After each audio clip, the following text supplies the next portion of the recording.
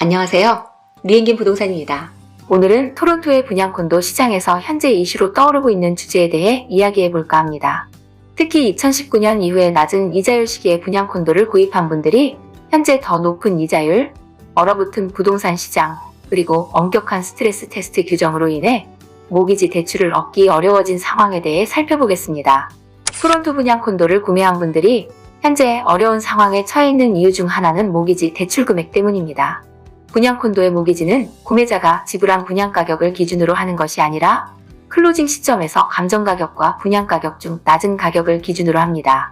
그래서 감정가격이 분양가격보다 낮게 나오면 구매자들이 재정적으로 어려움을 겪게 됩니다. 예를 들어 100만 달러에 구입한 토론토 분양콘도가 90만 달러로 감정평가된다면 모기지 대출은 감정가격의 80%인 70만 달러로 제한될 것입니다. 결과적으로 여러분은 그 차이를 메우기 위해 추가 자금을 마련해야 하는 상황에 처하게 됩니다. 만약 여유 자금이 있어 감정가격과 분양가격의 차이를 극복할 수 있다면 모기지를 얻어 클로징을 하는 것이 유리합니다.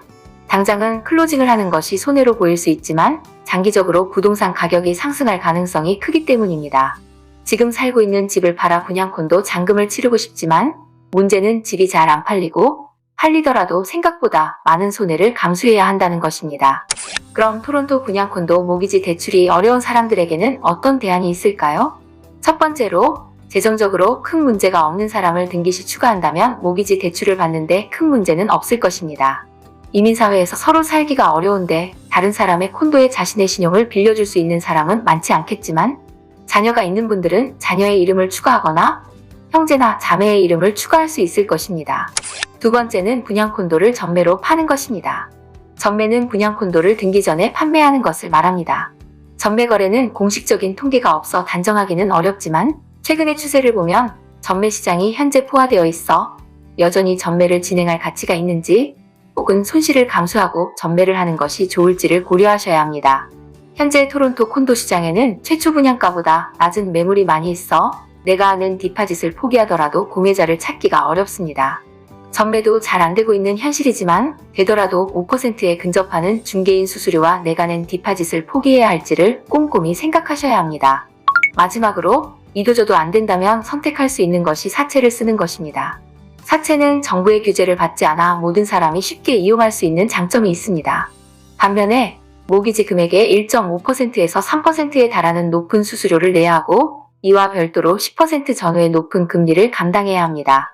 사채를 이용하는 경우는 6개월에서 1년 미만의 단기로 얻은 후 만기 시에 조건이 된다면 은행으로 갈아탈 수 있을 것입니다.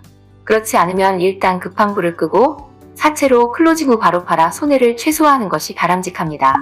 그럼 분양콘도를 클로징하지 않으면 어떻게 될까요? 단순히 내 디파짓만 손해를 보게 될 것이라고 생각하는 분들이 많습니다. 하지만 현실은 그렇지 않습니다. 빌더가 계약을 취소하게 됨으로써 입은 손해를 콘도 계약자에게 청구할 수도 있기 때문입니다. 구독자 여러분 중에 토론토 분양콘도를 클로징할 수 없는 상황에 처했다면 전매를 하거나 누군가가 등기시 신용을 빌려줄 수 있는지 확인하는 것이 좋습니다. 그리고 마지막으로 비은행권의 단기 사채를 고려할 수 있습니다. 자세한 법적인 자문은 반드시 변호사와 상의하시길 바라며 여러분의 상황에 맞는 최선의 결정을 내리시길 바랍니다. 토론토 콘도 분양 정보나 최신 부동산 소식을 알고 싶다면 에스크콘도.ca를 참조해주세요. 토론토 콘도 리스팅이나 구매를 원하시는 분은 연락주시면 최적의 콘도를 찾아드립니다. 구독과 좋아요는 저희가 좋은 컨텐츠를 만들 수 있도록 큰 도움이 됩니다. 시청해주셔서 감사합니다.